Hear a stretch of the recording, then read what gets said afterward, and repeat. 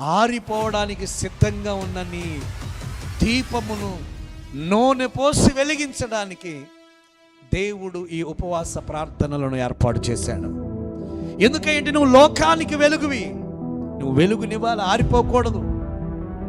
నీ జీవితంలో అసాధ్యం అనుకొని చతికిలబడావే, ఇక నేను సాధించలేను, నేను వెళ్ళలేను, నా వల్ల కాదని నువ్వు చతికిలబడిపోయావే, దేవుడు నిన్ను ఆ స్థితిలో చూసి అక్కడే నిన్ను ఉండనివ్వకుండా దేవుడు నీ కొరకు దాచినవి, సిద్ధపరిచినవి అవి నీకు ఇవ్వడానికి నిన్ను ఈ ఫాస్టింగ్ ప్రేయర్ ద్వారా ఒక బలమైనటువంటి మాటను చెప్పి ఉజ్జీవింప చేయడానికే ఈ ఫాస్టింగ్ ప్రేయర్ని ప్రభు ఏర్పాటు చేస్తూ ఉన్నాడు.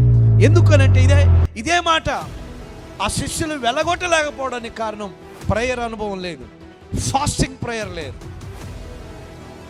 భార్యాభర్తలు ఇంట్లో ఎదురు బదురు కూర్చొని గొడవలు పడుతున్నారు, కుటుంబాలలో అత్త కోడలు ఎదురెదురు కూర్చొని గొడవలు పడుతున్నారు, అన్నదమ్ముళ్ళు గొడవలు పడుతున్నారు. సమస్యగానే నెలల తరబడి రోజుల తరబడి కనబడుతుంది. కానీ ప్రార్థన అనుభవం మాత్రం చాలామంది కలిగి లేకుండా ఉంటున్నారు.